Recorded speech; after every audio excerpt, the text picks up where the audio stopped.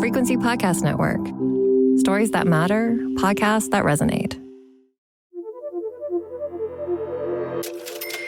Every economist on edge. High living costs. The real estate market is showing An erosion. Canada's economic struggles. Value of the loonie against the greenback. And rising unemployment. Canada's economy is sliding dramatically.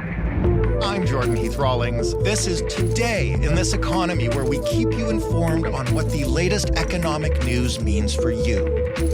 Navigating this economy has never been more confusing or frustrating, and we're here to help with that. This week, after multiple reports of replenishing car inventories leading to a drop in new and used car prices, we decided we needed to find out if that's actually true or not, and what you need to know about buying a car right now in this economy.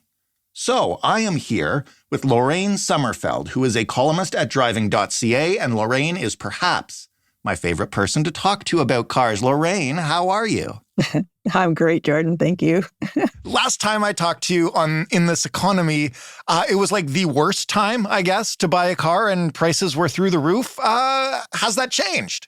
Well, now there's a lot more cars on the lots. We can see they're all full up again. Prices are still through the roof, though, and I don't think they're coming down anytime, ever, frankly.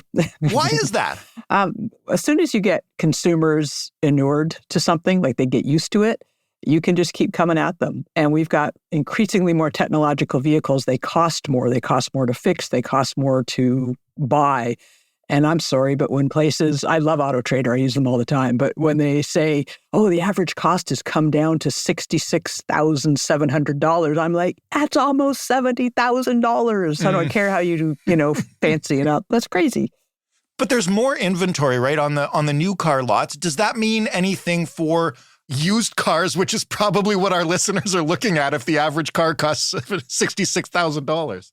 Well, we saw the problem was, and I did this too, I bought a car in 2020, 10 minutes before everything shut down, and I leased it. And when my lease came up, I only owed $15,000 on it, but the car was worth $30,000. And so I kept it. And that's what a lot of people did. So that really seized up the used car inventory. It's starting to move through again. People are buying. About half of them will trade in a car, which, puts up the numbers of used cars available. Used car prices have come down accordingly, like a little bit. But a lot of times, depending on the car you're looking at, you should absolutely be looking at what it would cost you to get it new, because interest costs are higher on used cars than new cars, because new cars come from the manufacturer with their own, interest rates. So for a lot of people, especially lower down the scale, you might only be out a few $1,000s and go new, get a full warranty and everything else that goes with it. So consumers have to be really careful. And they also have more to choose from. But the popular stuff, you're going to get in line. If you want that, RAV4 hybrid, you're going to be waiting months for it, if not years. I'm going to digress from the economic part of this conversation for a while, because you just said something that I'm really curious about, which is, like, as a consumer, how much better is it to go new? And, like, how much cheaper would you say a used car has to be of, like, the same model before you would make that trade-off? Like, I guess, how do you weigh those two things? I think you have to look at what your budget is, and don't buy a car by the month. Be really, really cautious about that, because a lot of times you go, oh, I can afford $600 a month, but not for 8 years. Like, that's insane. So don't do that. So be careful. They can talk you into anything. They can make your monthly payment work no matter what you want to buy. So, you have to be restrained and not be emotional about it. Used cars, the ones coming now they've a little bit higher mileage on them, a little bit older. We're going to see a kind of gap in that market for a little while. Cars are built to last longer. Cars are definitely safer. Look at used cars. But if you're looking at a small one like mine, I drive a little hatchback, I'd be kind of stupid to buy it used when for a few thousand more, I could probably get it new. Higher end stuff, okay, you're going to see a way bigger gap in there and it might be worth it. But a word to everybody that's going, oh, I can get a Mercedes or a BMW, a used one, for this much. They cost a lot more to maintain. Your oil change is going to cost 3 or 4 times as much. Your tires are going to cost more. So if you're going for the status, be cautious and understand that the ongoing costs will also be higher. You and I talked, I guess it was a couple months ago, early in the summer, on the big story because of the pending Chinese EV tariffs. And one of the things that we talked about were the really cheap Chinese EVs and why we can't get them in Canada. You mentioned you drive a hatchback. Like, I guess, where is the value in terms of cars you can buy on the market right now for people who are listening to this who are not lining up to drop $60,000, $70,000, $80,000 on a new RAV4, but do need to get a car? I think increasing the manufacturers are taking away a lot of choice from them. A lot of them aren't making smaller cars anymore. They don't make as much money off them. So they're pushing these giant SUVs and bigger CUVs. Please look at what your actual needs are. If you're driving around that thing empty all the time, you don't need a car that big. And I am kind of overwhelmed by how many people are buying massive vehicles. And the tagline, of course, is you'll be safer in these vehicles. You will be, but these bigger, heavy vehicles are far more dangerous for everybody else around you. I would love to see a return to some sanity when it comes to the size of vehicles, but you can start with your own. What's the least you can do? We get 3 surfboards onto my hatchback. It's fine.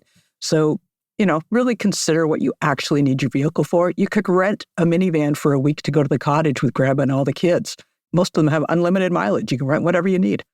What would you tell somebody right now who was perhaps putting off purchasing a car, new or used, over the past year or two because these prices have been so high, the inventory has been scarce, and now the inventory is coming back? You're saying prices are not really going to drop. Like, at what point then do you just need to shut up and bite the bullet and it's going to hurt, I just saw a thing this morning from DeRosier Consultants, and apparently year over year for June, new car sales were down over 8% and used were down 6%. That's 1 month, is only a snapshot. It doesn't mean much. But what it says to me is that people are seeing the interest rates are coming down. So I think a lot of people are going, I can get another few months out of this vehicle. I don't think we're going to see costs of cars coming down remarkably. We're going to see better offers coming from manufacturers that need to move out vehicles, maybe not, again, not the RAV4 hybrid. Everybody wants that one. So you're going to get a deal if you're standing in a shorter line, if there's vehicles that you're more willing to, compromise on, or they fit exactly what you want. But I think right now consumers are keeping an eye on those interest rates going, I can wait a little bit longer for that to come down. So there's two parts to this equation when you go to buy a vehicle. When you do make that call and you look at where the interest rates are, and I know we're expecting them to come down some more, and you walk into a dealership and let's just say, for the sake of it, that you've already decided the kind of car that you want. What is your advice to people to make sure that they can afford it and to not get bullied, I guess? Maybe bullied's the wrong word, tricked, but, to make sure they don't walk out of there having blown up what they were prepared to do? Bullied and tricked are very fair words. This is a kind of dirty industry. I'll be honest, I haven't seen it get a lot better in the 20 years I've been working in it, and certainly not the 20 years before that when I was buying, unfortunately. If you are not certain or very sure about this massive purchase, take someone with you who can be calm. You don't want someone who's going to get red in the face and scream and yell and be a bigger bully. That doesn't help anybody. But if you're uncertain, ask someone to come and help you and just listen for you and take notes. The other thing is there is no cooling off period. We fought for this, we lost it. So if you sign that contract, that's your contract. Take it home and read it before you sign it. Read the stuff on the back as well. If you're leasing the vehicle, there's going to be a cost. Even if you elect to buy that vehicle, you'll have to pay a charge as well. Make them explain it all to you. Know ahead of time. If you want rust proofing, just go to Crown, people. Don't buy it from the dealer. Tinting, all these things. Make those decisions ahead of time very calmly and then decide. Extended warranties, I used to say, no, don't do that. Now I consider those because cars are increasingly more complex and they don't really know what's going to go wrong with a lot of them with the computers and stuff. So just make up your mind in a calm setting and vote with your feet. If you're not certain, leave. I know so many people that will happily sell you a car and not rip you off. I know you said this before, but I'm sure there are people listening now who didn't listen back then, and I found it so valuable. If you're looking at a used car, where do you buy it to not get ripped off? You make sure that the dealer or Used dealer, new dealer, doesn't matter. They're registered with OMVIC. OMVIC will protect you if something goes wrong with that vehicle, and they have a fund that they can pull money from. If someone is in front of their house pretending they live there, they're a curbsider. If the information on the green slip doesn't match where you are, if they say, oh, it wasn't registered before, that's why there's no plates on it, stay away from unlicensed dealers. It is not worth the grief. If it's someone's mom, selling her car, that's obviously different. But when you're just looking at ads and going to meet somebody in a weird parking lot or something, no. Stick with a dealer. You at least have something to fall back on, and it's worth it. And also get your mechanic to check it out before you buy it. And if they say no, guess what? Don't buy it. Now that there is more inventory, for the models that there are a lot of right now on the lot, does that, especially as you said, sales are down because people are waiting, does that improve your bargaining power? Is it a myth that we think we can go in and go back and forth and haggle with the dealership? Like, what should people know about actually trying to, bump the price down? There is definitely deals happening now. Manufacturers are, they're moving the stuff. You're going to get, if it says 0% interest, yes, they build that in somewhere else, and a lot of people will scream and yell about that. However, if that's the vehicle you want, 0% interest is pretty good.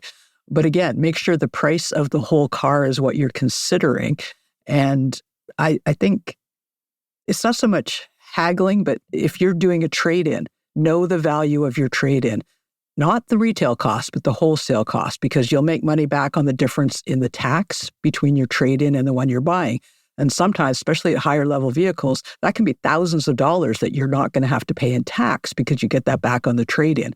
So just like they are looking at every single part of that contract and trying to get money out of it, you can look at every part of it and get money out as well. But you just have to stay calm. That's a big thing. Don't get emotional. Be prepared to walk away and talk to someone who, some people like doing this. Some people like buying cars. I think they're freaks, but they like buying cars. So find one of them. Somebody will talk to you. We've been talking about the difference between new and used cars and the increased inventory. Is any of that stuff different in the electric vehicle market right now? Is there more inventory there? Are prices budging at all? There's more used EVs on the market, definitely. EVs are depreciating a lot faster than ICE vehicles at the moment because people aren't certain going into a used one. For someone that's previously had one and it gets it and understands it, there's some great deals to be had, definitely. And for someone coming into the market, you can probably get an EV for a really great price. The depreciation is huge. Just know that, cars don't appreciate typically. And EVs right now, people are still a little sketched out. Right. And cars are honestly, they're the thing we use to illustrate the immediate loss of value, right? So you think people should internalize that? Well, recognize that it's a tool and you need this tool, and you don't yell at your other tools for not being worth more after you buy them. So it's okay. I don't think we have to look at it like real estate, which people get burned by that too. But no, you need it for what you need it to do. So buy a tool you can afford, take good care of it. Maintenance is so much cheaper than repair. Pay attention to your tires, take some driving lessons if you're terrible, and just treat it the best way you can so that it can serve you the longest time possible. That's the best way not to get sucked up into being underwater on a vehicle, is buy it and keep it and take care of it. Now I sound like everyone's mom. One of the reasons we call you is because you give such sane, clear advice. So thank you so much. Thanks a lot, Jordan.